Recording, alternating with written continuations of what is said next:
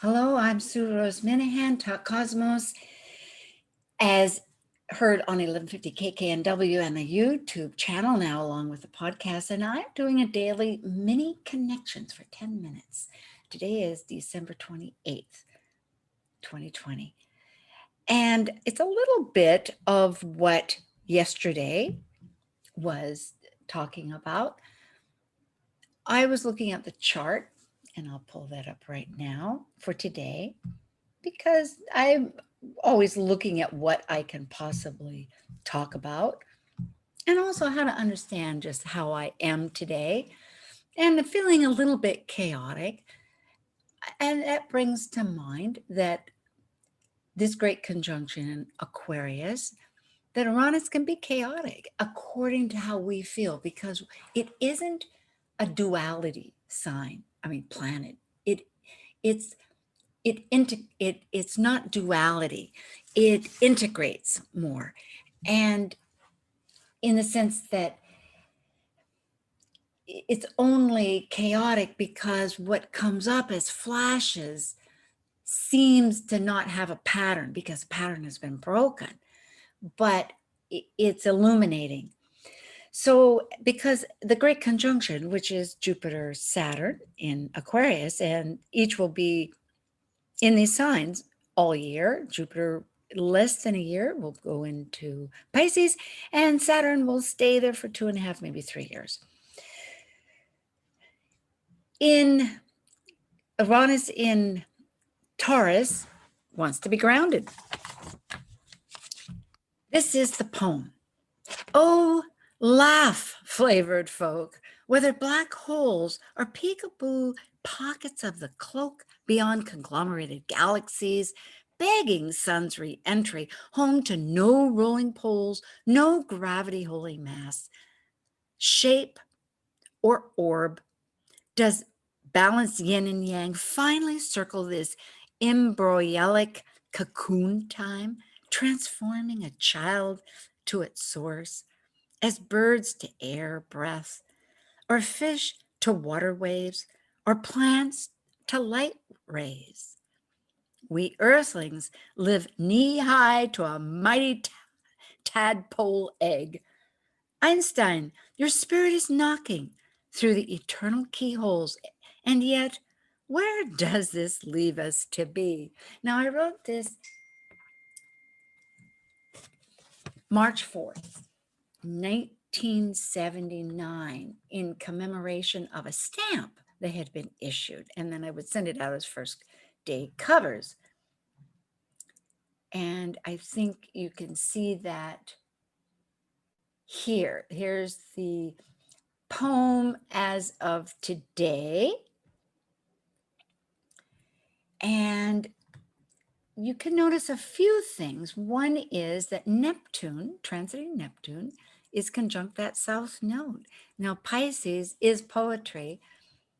And right now, of course, Neptune is squaring the nodes of writing, you could say, of literature, and thought, with Sagittarius, south node. And the moons are both in Gemini. In fact, the transiting moon, and this is what prompted me to go ahead with this, is exactly conjunct my Venus at 29 degrees Gemini, my midheaven at 29 degrees Gemini, and Uranus at 29 degrees Gemini. So this conjunction, which happens to be a Jupiter return for me, because mine is 1 degree Aquarius, is significant for the node right now. I mean, for this time, but this particular poem happened to be that Neptune that's squaring this, the nodes at the moment. In fact, the nodes then were squaring the nodes then, which is most interesting, because squares are tension and something can be produced out of it. So here I was feeling quite mutable, you might say, with all the mutable signs, and with Neptune conjunct that south node of the past. The past can speak through the future. And here I am sharing it, finding a moment to share it, because Black holes happened to be a conversation yesterday. So looking at the poem that I wrote March 4th, 1979, with the black hole when the photograph came out, April 9th, 2019. And that was in Cambridge, Massachusetts, with Harvard. There again, look at the moons there in Gemini, which isn't much of a surprise. My Mercury is my dispositor, and I'm a Gemini.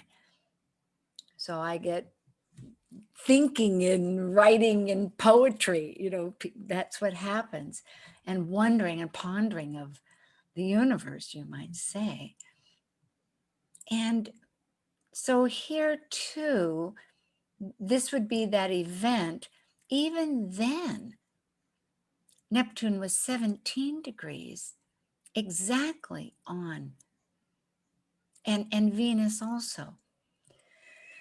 And of course, Taurus was Uranus had just begun its transit in Uranus at that time, which is most incredible because it again was this descriptive moment with Uranus as a sky and Gaia as the earth, with the black hole of going beyond what could be our mindsets into some other consciousness of reality.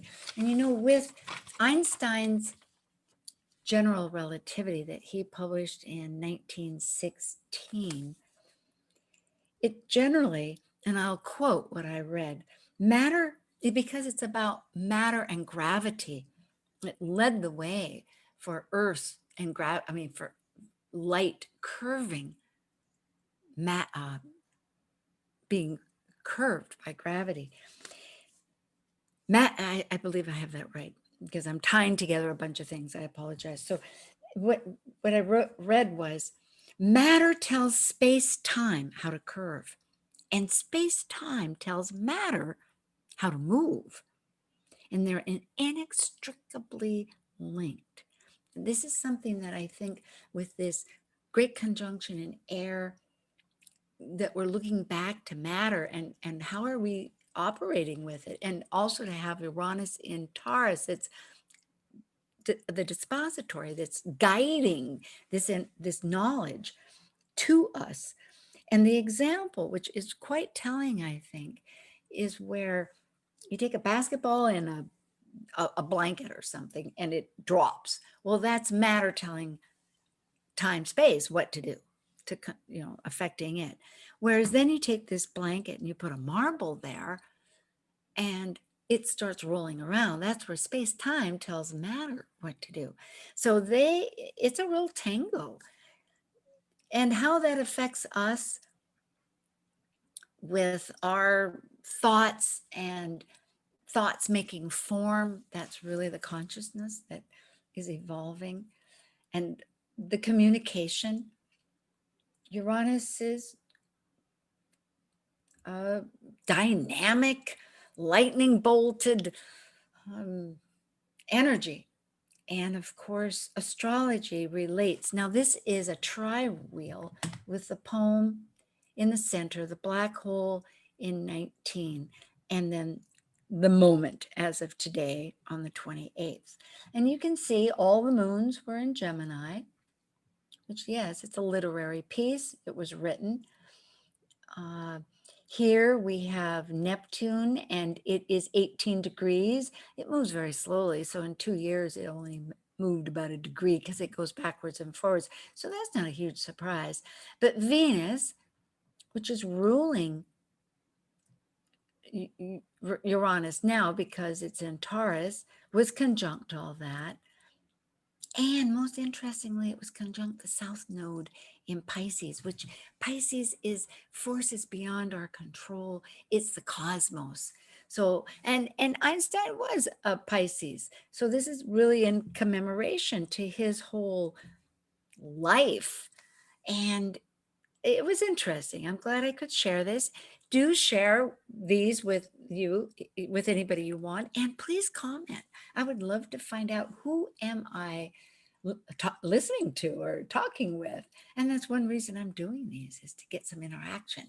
So we're expanding just like Jupiter, and we're trying to have a format like Saturn.